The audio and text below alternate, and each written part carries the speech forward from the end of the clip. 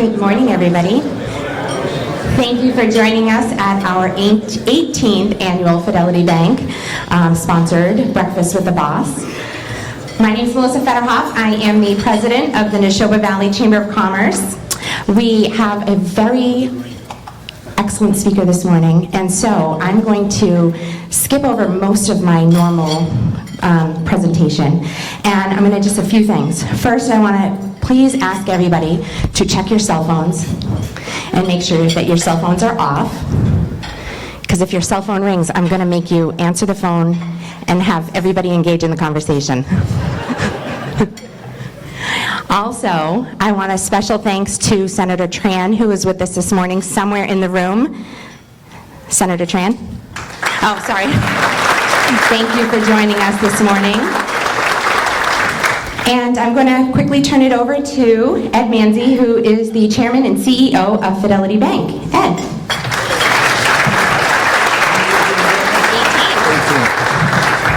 Thank you, Melissa. Good morning, everyone. I want to thank the Chamber of Commerce here for collaborating us again for the 18th year. And I can't think of a better way to kick off the 18th season than with Governor Baker. But before I introduce the governor, Melissa asked me to talk to you a little bit about Fidelity Bank. Something I love to do, especially to a group of local leaders and engaged citizens who care so deeply about the Nashoba Valley region. Because Fidelity Bank shares your commitment to caring for this community. In fact, our life design strategy, our unique way of doing business, revolves around caring. Our life design promise is that you can expect to work with caring people who will use a caring approach and come up with caring solutions that are in your interest, not just the bank's. A simple but very powerful promise. In a world where there's a perception that all banks are pretty much the same, we hold ourselves to a higher standard, just like all of you. Because Fidelity Bank doesn't want to be just another bank. We're determined to be our region's most caring bank. Sometimes we have fun ways to bring this to life. One example being our random acts of caring. Every now and then, Fidelity Bank employees head into the community to pass out freebies.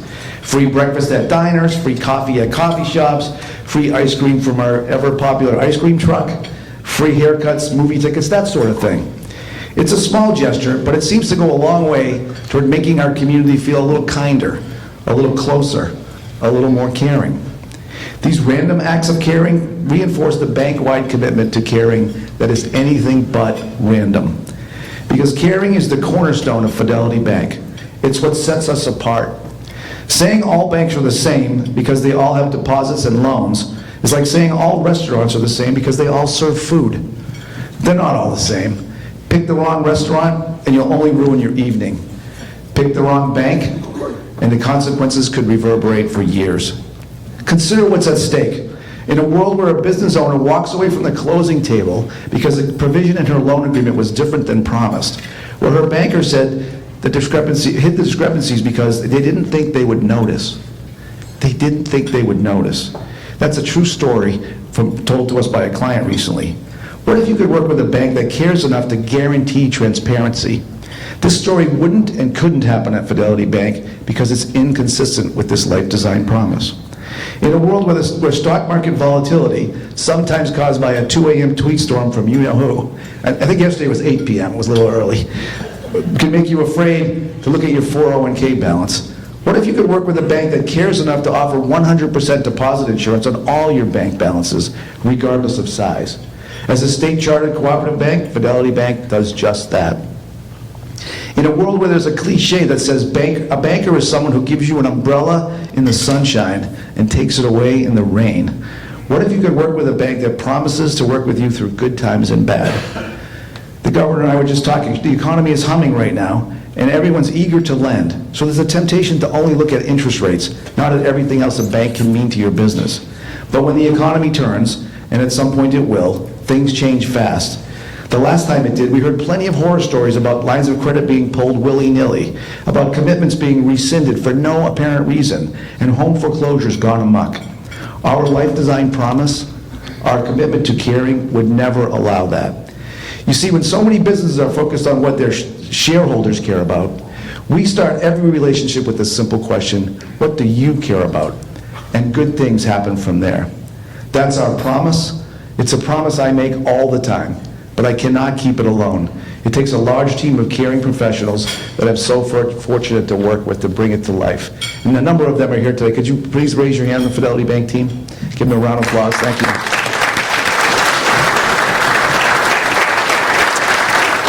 So without further ado, and speaking of caring, I am pleased to introduce Governor Baker. I remember when he was campaigning for election for his first term. He was talking about taking on challenges and solving problems, always focused on making Massachusetts a great place to live and work, to start and grow a business, to raise and educate a family, just to name a few. It's clear that he cares deeply about these issues and works hard every day in collaboration with state legislators, local officials, and all of us to bring these promises to life. The list of accomplishments is way too long to go over today, but here are a few highlights of the Baker-Polito administration so far. They are strong supporters of public-private partnerships that have spurred economic development. They doubled the earned income tax credit. They have made historic investments to ensure Massachusetts stays a national leader in education. They are at the forefront of the fight against the opioid and heroin epidemic. They are confronting the challenges of rising energy costs and changing climate, and spearheading long overdue reforms and significant infrastructure investments in transportation. Please join me in welcoming a man who, like all of us, cares deeply about the Commonwealth and is perhaps the most important boss in Massachusetts, Governor Charlie Baker.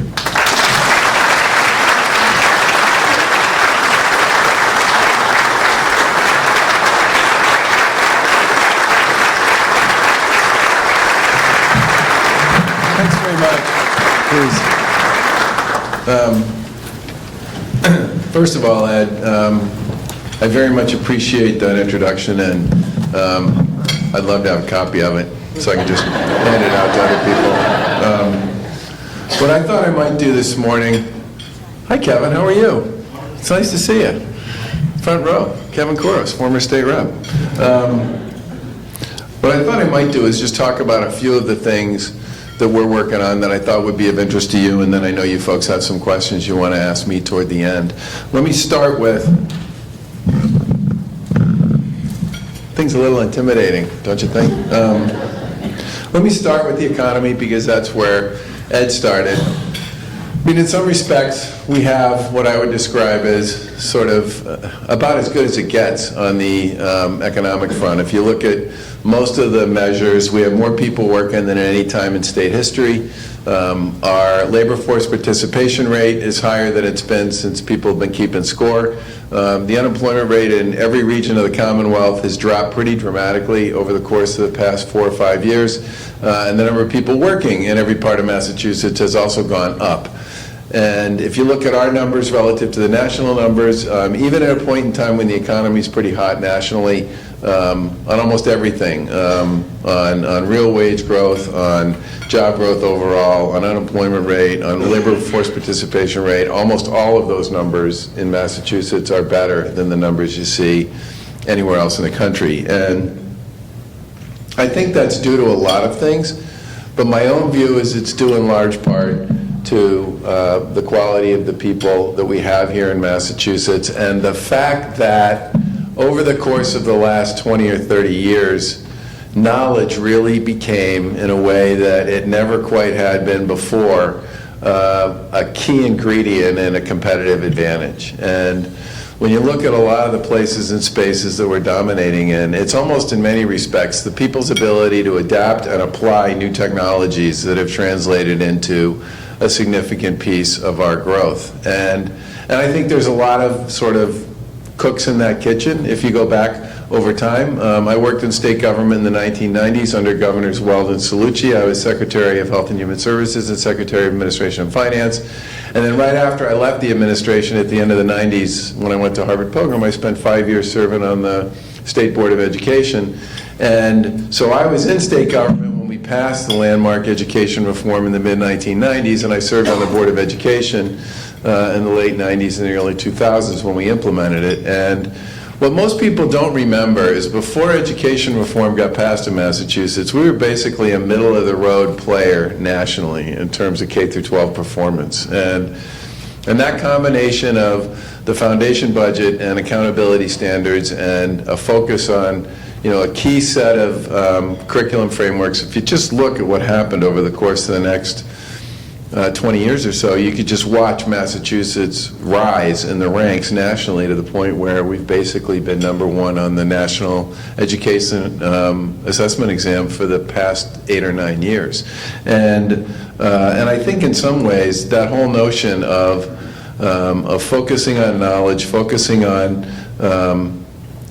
creativity, innovation, that really has in many ways been the key, I think, to a lot of our success over the course of the past few years. I would also say that we've tried to do some things that we think were important to this as well. One of the first things we did after we took office was we put together a regulatory reform group. We met with zillions of employers and business organizations and cities and towns and colleges and universities and nonprofits. What was really interesting about the Reg Reform Project, I think most of us thought that was going to be kind of a business issue, right? Well, it turned out that many of the people who were most grumpy about the state of regulatory policy in Massachusetts were in the healthcare field, the education field, the nonprofit field, and municipal governments. And one of the, Dean, you might have been serving. Were you serving on the Fitchburg City Council then? I can't remember. Yeah, I think you were. One of the things I love about having state legislators, both of these folks, up on Beacon Hill is they both started in local government. Me too.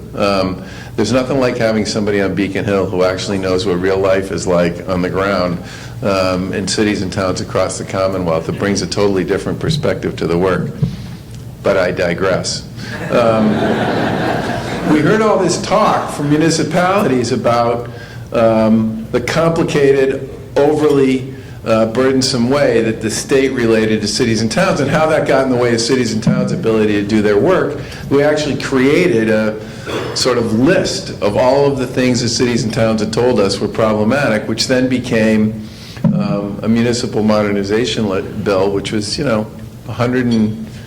200 pages long, and it was about 125 sections, but it cleaned up 50 years worth of goo that existed in state laws with respect to cities and towns' ability to do their job. And I won't get into all of it, but I'll give you one simple example of this.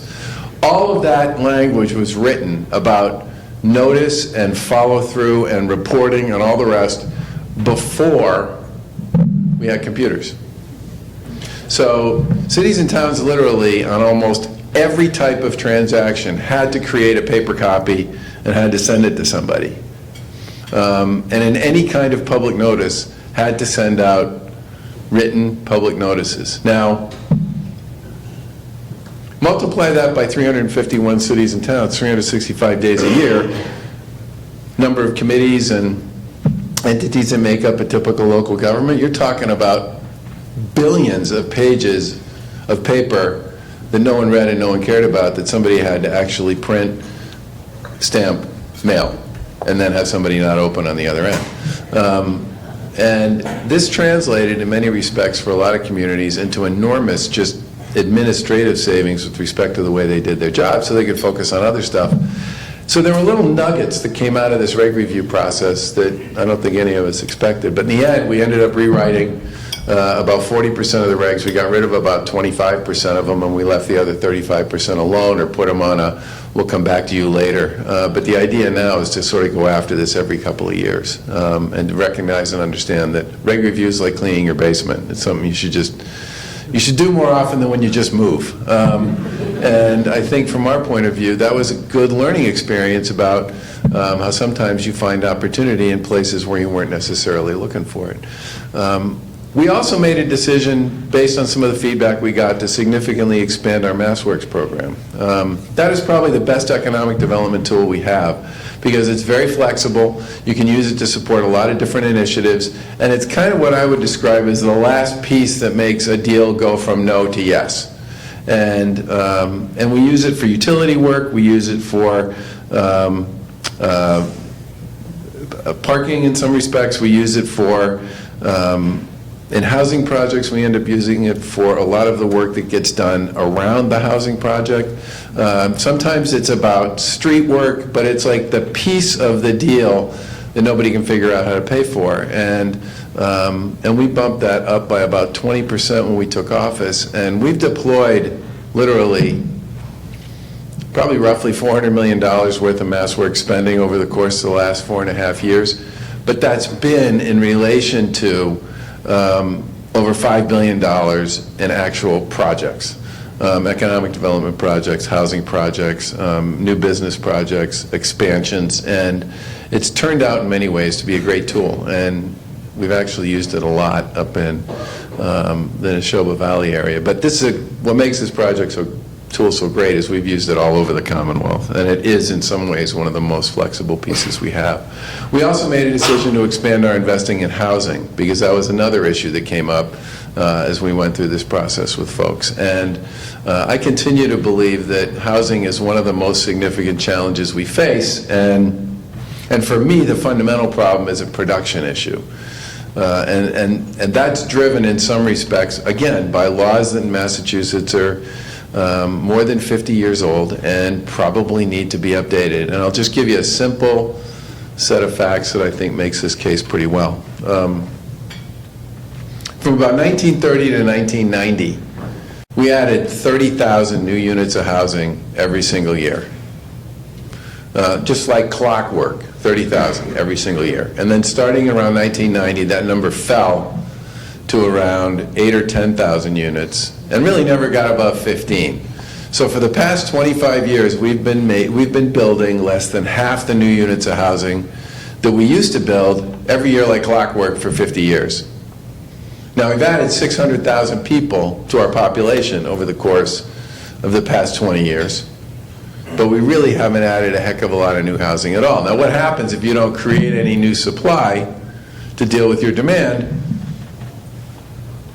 Anything that goes out into the market when you have limited inventory, everybody knows this, gets priced out of sight, and that pushes people farther and farther away from where they want to be, and it also constricts communities' ability to think on a forward basis about what their future ought to look like. And the best and simple example of this I can offer you is forever communities in Massachusetts created viable and vibrant downtowns with retail, right? That was always the play, and it worked. And then Amazon and a whole bunch of other online suppliers came along and made retail a really hard business to succeed in over time, and a really tough business to make sort of the core of a downtown strategy. So in other parts of the country, what people have done is they've gone to this live, work, play model where their downtowns are basically residential, office, hospitality, restaurants, that kind of stuff, entertainment, open space, and some retail. Well, to do that in Massachusetts, in most communities, you got to figure out a way to get a whole series of 2/3 votes through like 10 different committees. Now, I got no problem with 2/3 votes, except it means 30% of your population or 33% of your population, whatever your voting entity is, gets to decide the future for the other 66%.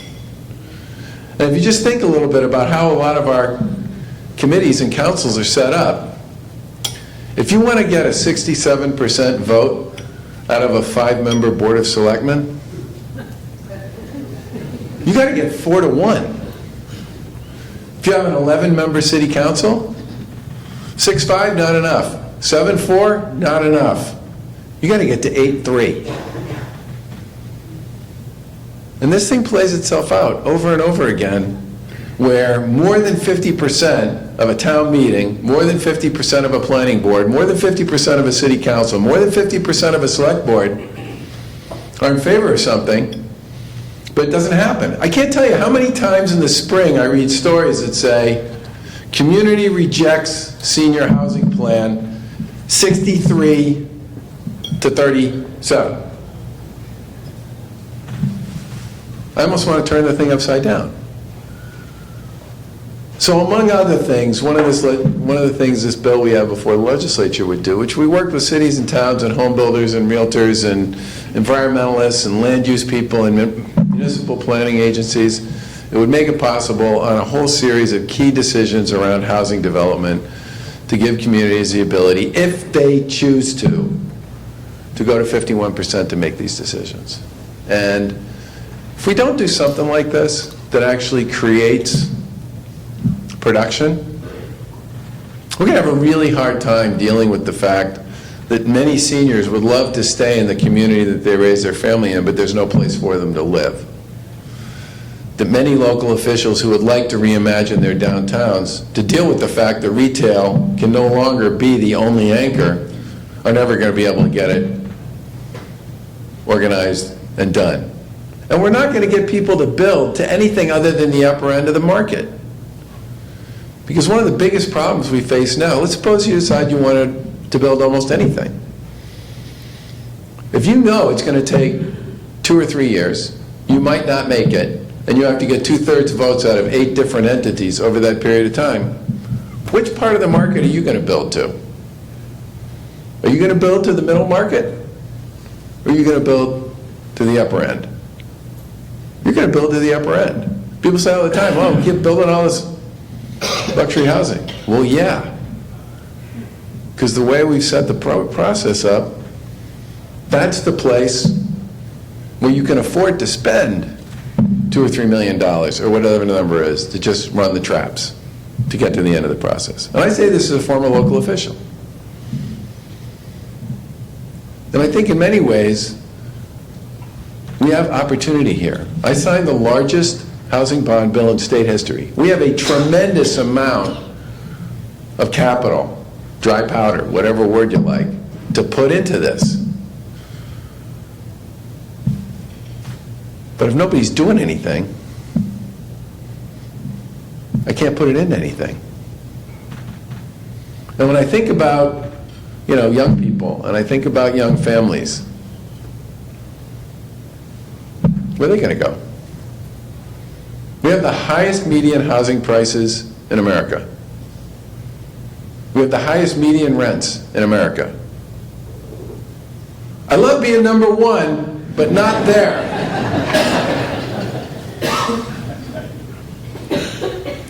And the thing I hear over and over again when I talk to employers about workforce and about hiring and about openings, I hear about skills, but I also hear about the cost of housing. That one shows up before a bunch of other things.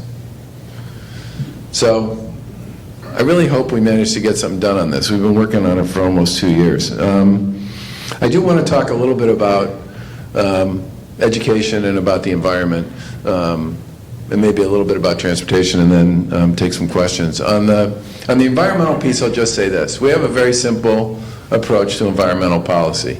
We want to make our Commonwealth cleaner and greener, but we want to do that in a way that's cost effective for all the people who pay the bills, businesses and citizens. And I think in many ways, working with our colleagues in the legislature, we've come up with some pretty effective approaches to doing this. We put the largest deep water wind project out to bid in U.S. history about 2 years ago, based on legislation that we developed with our colleagues in the legislature. And we got a price point on that where over 20 years, ratepayers would actually pay less than they would pay otherwise for the energy that would be generated by that project. We just did our second procurement, and the bids on that one came in below the bids on the first one. We also did a hydro project, which is involved running a transmission line down through the state of Maine with Hydro-Quebec in Canada. Again, we got a better price than what we would be paying with traditional energy sources. And that one's clean, renewable, 24/7, 365 power to the Commonwealth of Mass. We continue to be number 1 in the country. This is another number 1 on energy efficiency. And the reason energy efficiency matters is it has a big impact on what you actually pay for your electric bill. There's 2 things that make up your electric bill: the rate and then the amount of it you use, right? So if you do a really great job on efficiency, you actually end up paying a lot less. And I'll give you a simple example of that. I live in a very old house, 1881. Welcome to Massachusetts. And I got one, no joke, I got one of those Mass Save things in the mail, and I opened it up and I looked at it and I said, I don't know what this is, honey. Maybe you can help me with it. And I gave it to my wife, and she looked at it. She said, this is like the Mass Save program. They come to your house, they do an audit, yada, yada, yada. And I said, sounds great. Now what do I do? He said, you call the number, you moron. So I called the number, and they set up a date. They came to the house, they did the audit, and they replaced every light bulb in the house. They did a modest amount of insulation, and they cleaned up after they did some of the insulation work. So it's almost like a touch-up job on the paint. And we literally use half as much electricity now as we were using before. Half. It's amazing. So if you haven't done the Mass Safe thing, I would really recommend it. And hopefully you have a spouse or a friend or a neighbor who can show you where the phone number is on the form. But this is, I mean, this is how you win on some of this stuff, because we are at the end of most of the distribution pipelines. So generally speaking, our rates end up being a little bit higher than other people's, which is one of the reasons why the deep water wind and the hydro proposals are so important to me.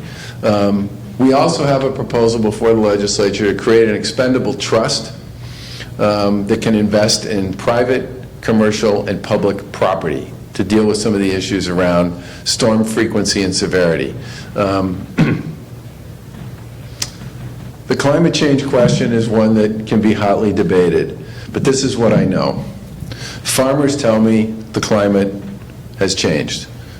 Fishermen tell me the climate has changed. Foresters tell me the climate has changed. Resort operators tell me the climate has changed.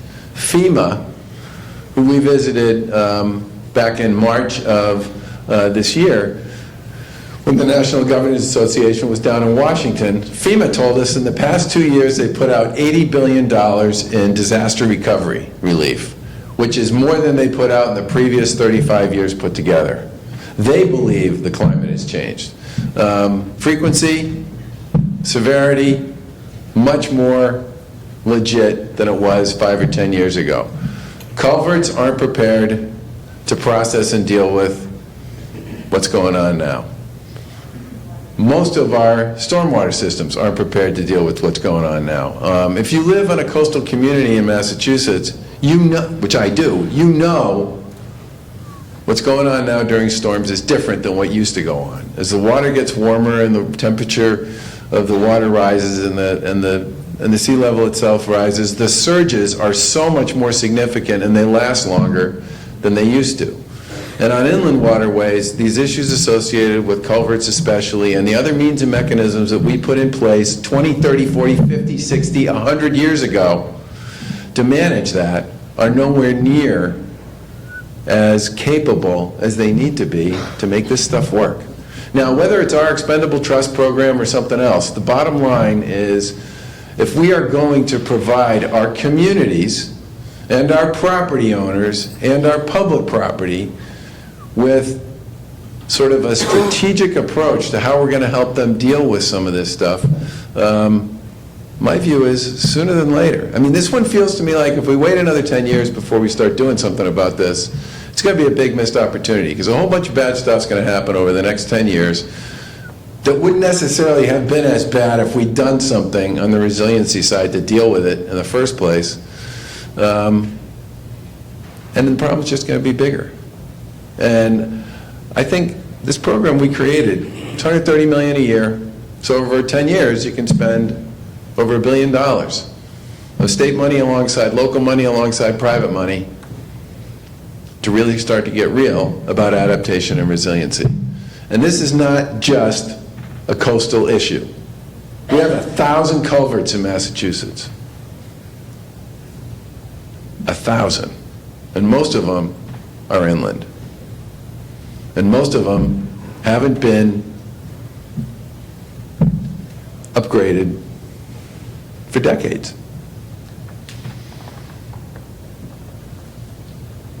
I hate to be so grumpy about this one, but I see it coming, and there's no time like today to get started in dealing with it. The final thing I want to mention is education. Ed talked a little bit about this. We have a bill in front of the legislature. There are several bills that are competing. They're all about doing what I would describe as education reform 2.0. And there's been a lot of work done on the foundation budget by a variety of folks. My guess is the foundation budget issue will be dealt with one way or another with whatever bill comes out. My big concern is I want to make sure that the accountability tools and some of the tools that people have used to actually help kids perform, especially in underperforming school districts, are absolutely part of what comes out the other end of that process. And this is a complicated issue because you got 351 cities and towns, all of whom are paying a lot of attention to what this bill means for them, because they get the fact that the last time we did this, it lasted 25 years. So that's a challenging issue for our colleagues in the legislature. But I do believe that in the end, education reform, if we do this right, will give us the ability to build on the success we've had of the last 25 years, but also to deal with some of the things that are still some big sticky wickets for us with respect to education generally. And for me, the biggest sticky wicket is how are we going to come up with strategies and plans to improve the quality of the performance of some of the schools we have in school districts that just haven't been able to deliver the way other parts have. And I take some comfort in the fact that the guy who's the current commissioner of the Department of Education in Massachusetts is a guy who ran the receivership of the Lawrence schools and took them from, they were in receivership. I mean, they were in terrible shape. And after 6 years of his leadership, they were outperforming the vast majority of urban school systems in Massachusetts. The guy knows something about how to get stuff done in urban education. And that for me is giving that person the kind of tools that we're talking about in this bill so that he can take a hard run at that issue, I think is a great opportunity for us. I'm going to stop there because I want to make sure you have time to ask some questions. Thank you, Governor. So we have a few folks that have questions, and we have a lot of questions submitted. Our first question is from Jeff. You got a lot of questions submitted? We did have a lot of questions submitted. Really? But we knew you were going to cover a lot of it with your presentation. So, Jeff. Good morning, Governor. Thank you for being here today. My name is Jeff Roberge. I'm with the Mass Hire North Central Workforce Board. And my question to you. The Mass Hire North, really well done. I did, right? Yeah. It took a You while. said it. Oh, yeah. I can't tell you how much I appreciate that. Absolutely. That's a very inside joke for those of us in workforce development. It took a while. I practiced it a lot in the mirror, so Thank we you. got there. My question, has there been any discussion at the state level regarding tuition-free community college within the Commonwealth that extends beyond the new early college initiative and traditional dual enrollment programs which serve only a small fraction of students? So the answer is yes. The biggest, there are three big issues, I think, and you can't talk about community college or college generally without talking a little bit about high school. I think one of the biggest challenges we face with high school, and this is based on all the survey data associated with student attitudes and all the rest, is finding a way to make the knowledge process in high school work in a way so that kids can see how it can be applied. All right? Now, I thought I was going to be a sports writer. First, I thought, when I was a kid, I thought I was going to be a wide receiver for the San Diego Chargers, which didn't work out. Then I thought I was going to be a sports writer. And so when I was in 8th grade, I started writing for whatever the local newspaper was, and I wrote all the way through high school, and that made me a reading, writing guy. You know, I wanted to understand how to write, I wanted to understand writing the lead, I wanted to understand how to tell a story, I wanted to understand how to close the deal on the story. And so that was my application of what I was learning, okay? And I think one of the reasons our voc tech schools have done so well is because there's an obvious application of the learning that comes with those voc tech schools. And we've done a lot to invest in our career and technical schools. We're going to continue to do that because I believe in them in a big way. But part of what I believe in is that fact that they bring the practical application of the knowledge in a way that makes it real for kids. And one of the things we tried to do is to dramatically expand internships, career pathways, and sort of what is the practical application of what it is I'm doing here in high school so I can understand why it matters to me. And this is why this early college thing is more important than it gets credit for. I would like to see the early college program baked right into the Chapter 70 formula. I would like to have early college programs in every high school in Massachusetts. And the reason I say that is almost all the communities that have headed down this road so far are urban. We haven't had hardly any suburbs get into the early college program because they don't necessarily see why it would matter to them. But in a lot of urban communities, this idea of giving kids a chance to take a college class taught either by somebody from the local community college or state university, or taught by somebody who's in their high school who gets qualified to do it, gives them a chance to sort of kick the tires on what going to college might be like. And you have a lot of kids now who are juniors in these communities who are taking these classes and discovering two things. Number one, geez, I might be able to do this. I might actually be able to go to college. And number two, it gives them this opportunity to understand that there's possibility here. And I think everybody should be in the early college business. I absolutely pray it ends up becoming part of the way we think about how we do K through 12 education in Massachusetts generally, because this practical application of knowledge for kids in high school is fundamental. And that brings me to my second point, which is one of the biggest problems community colleges have. An enormous percentage of the kids who start don't finish. Enormous.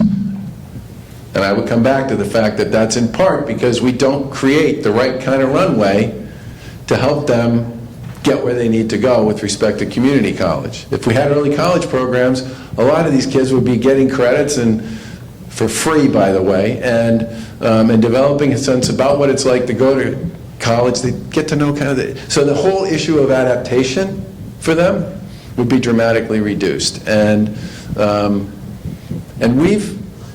we've also done a number of things.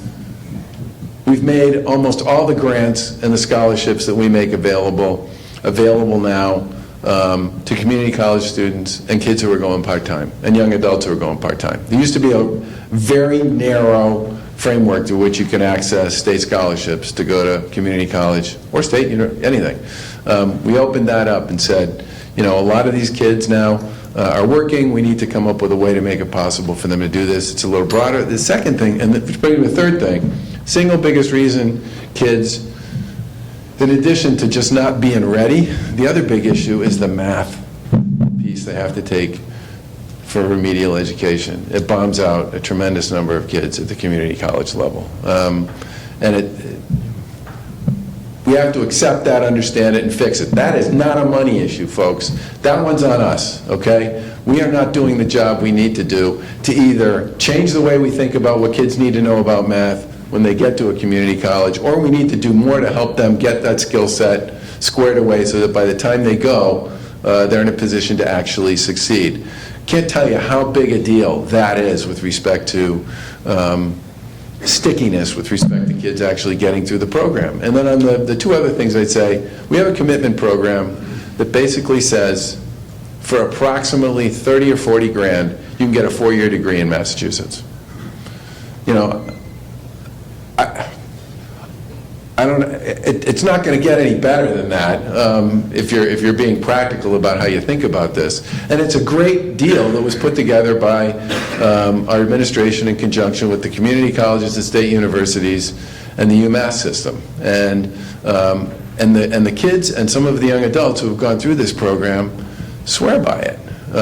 There's a lot of majors attached to it. You got to maintain a 3.0 GPA. But it has a ton of flexibility associated with it. And the final thing I'll say is we have put significant money on the table the last several years, like $100 million for scholarships for kids going to college in Massachusetts at our public universities and public higher ed institutions, and we haven't been able to get it through the legislature. So if you could take all of those things and talk to Dean and his colleagues, that would be great. I think there's a lot of opportunity there, but it's not just about free. There's a whole bunch of other issues we really have to solve. Excellent. Our second question is from Tony at the Tech Group. Thank you. Good Good morning, Governor. Morning. My question is centered on transportation, and in particular, keeping me off of Route 2 east in the morning. That would be fantastic. So, basically, what is the status of your effort to You improve? know, it's really been great. I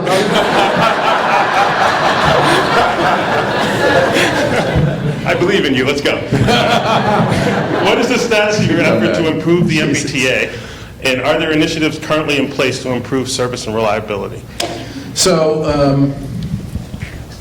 you know, when the first time the T spent $1 billion on its capital program? It was 2 years ago.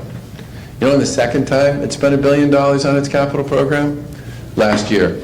You know when the third time it's going to spend $1 billion on its capital program? This year. We are playing catch-up on this one. And I guess I would say the following. We recognize we've been playing catch-up since we took office. We have an $8 billion programmed capital plan for the T. It's more than twice what they've spent in any 5-year period in state history. But we've been hesitant about doing a lot of the work. The hardest part about it, one of the reasons why the T went so long without anybody spending any money to modernize, upgrade, or enhance its capacity is because you have to shut down parts of it to do the work, right? So people didn't want to do that. There are some other issues going on which I won't get into, but we were very nervous about accelerating the work if it meant shutting down the service on the system. And we tried some experiments, not this summer, but last summer, where we shut down certain lines on the weekends, mostly on the commuter rail, to do bridge repairs and positive train control and stuff like that. And they worked pretty well. The communication was good, the alternative service plan was good, gave us some comfort that we may be able to start doing that. And we've started to do it. And I'll give you a simple example of why shutting it down for a weekend, or in some cases maybe even shutting a line down for a week, matters. If you are going to do night work, right, somewhere on the system, it's probably going to take you 2 or 3 hours to set it up, and it's going to take you 2 or 3 hours to break it down. Because you're coming onto the system through some mechanism. And usually if you're talking tracks, right, they're not always easy to get to except by using the tracks. So if you have to get on at some place to do work on a station, you know, you're going to be getting on probably at the end or at some point of access that's available, and you're going to ride the rails to get to wherever that is, and then set up, and then you're going to work, and then you're going to have to break it all down and then get the hell off before the trains start running again. And so typically, what we've been doing, and we've replaced 250,000 railroad ties on the commuter rail and hundreds of miles of track, okay? But it's all been done at night and on weekends, and with this 2 or 3 hours to set up, 3 or 4 hours to work, 2 or 3 hours to take down. So it was just going to take forever. So what we started doing, we started experimenting with this fall, is we're shutting stuff down for the weekend. Now, I went and visited one of these sites on Saturday. 2 or 3 hours to set up, 2 or 3 hours to take down, 39 hours to work. 9 o'clock Friday night, 5 a.m. Monday, okay? The amount of stuff we can get done by doing this is big. And so you're going to see more of this, and it's going to create a little noise, I think. But the bottom line is, I want to get this work done faster. I want to get the money in the ground faster. I want to make the investments faster. But to do that, there's a trade, and the trade is going to be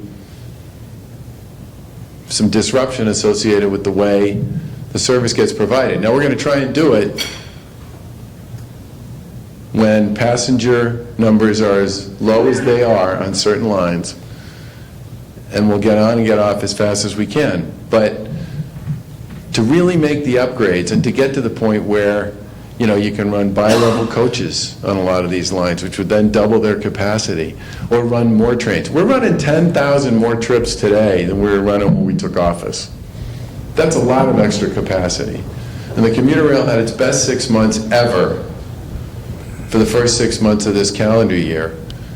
This on-time performance was over 90%. Canceled trips were below 1%. I mean, the numbers were good. And the volume, not surprisingly, is up. But this is, the hardest part about this is making the investments and doing the work in the system at the same time people want to be on the system.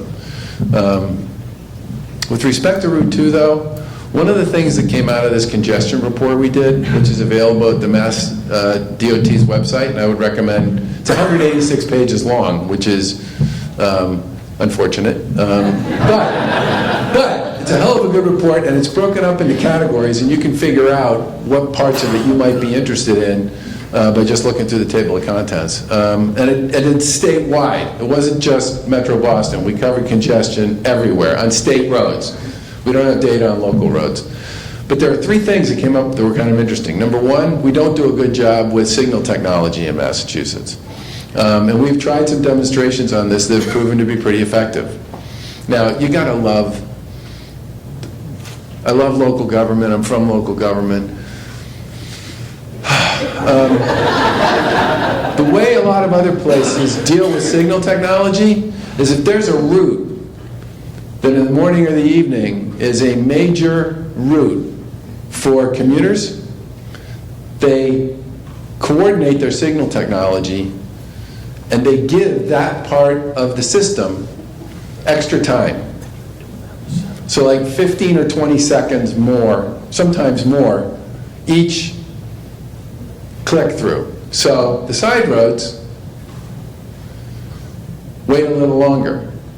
Now the reason they do that is because the volume that's on that main road is so much greater that it is better to move those folks through and to give them extra time and to run the lights in a coordinated way and to then change some of how this stuff works on the sides. Those are really interesting conversations with folks at the local level about doing it. Route 2 is a good example of where we are going to try to see if we can't do some things with respect to the way the lights work. Second is, we have a lot of roads that have limited emergency lanes, right? One crash, one disabled vehicle,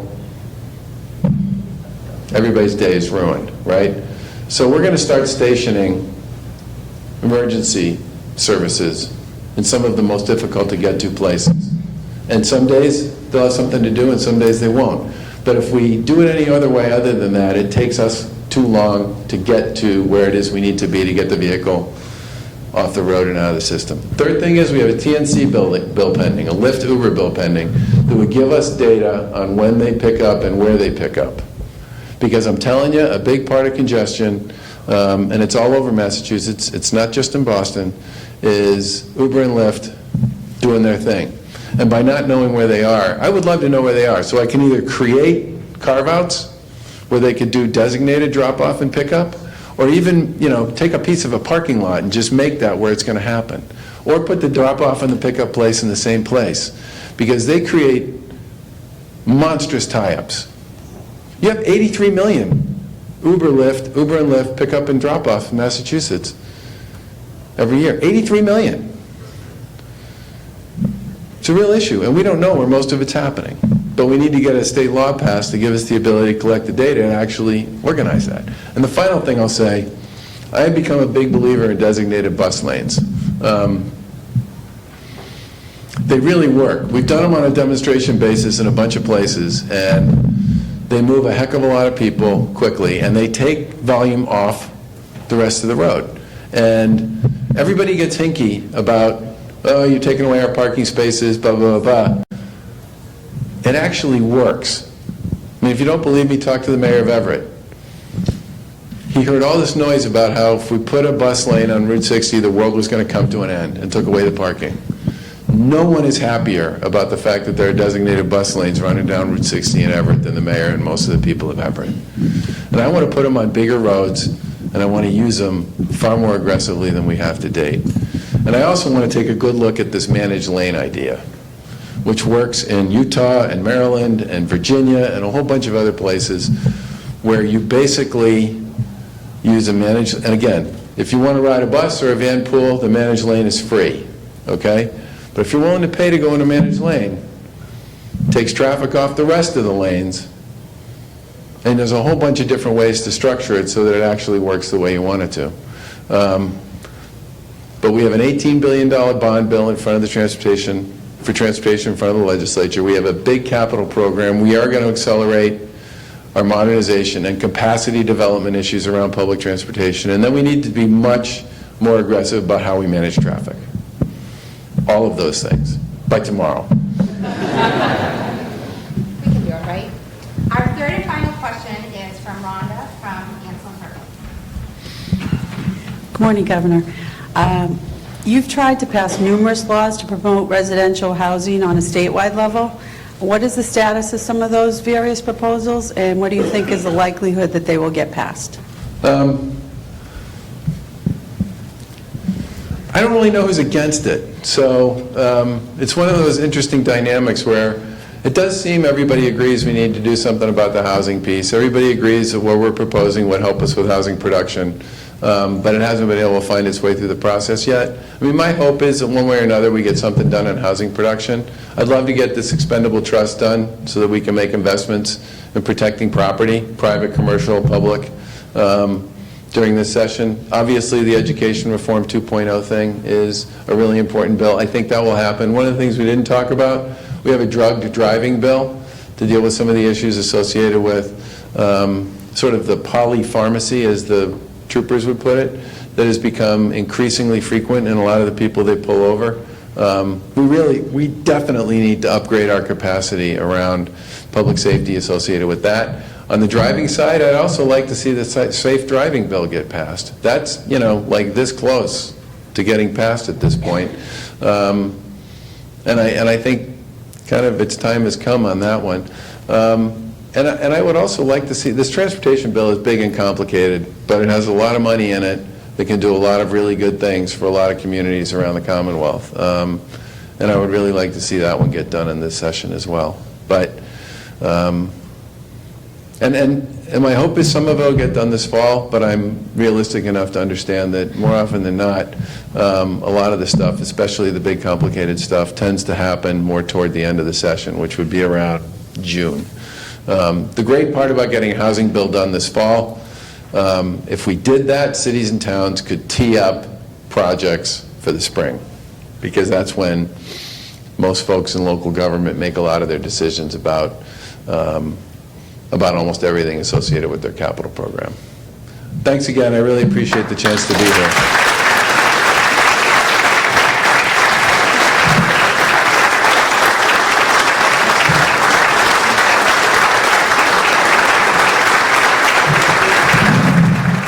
Governor, thank you.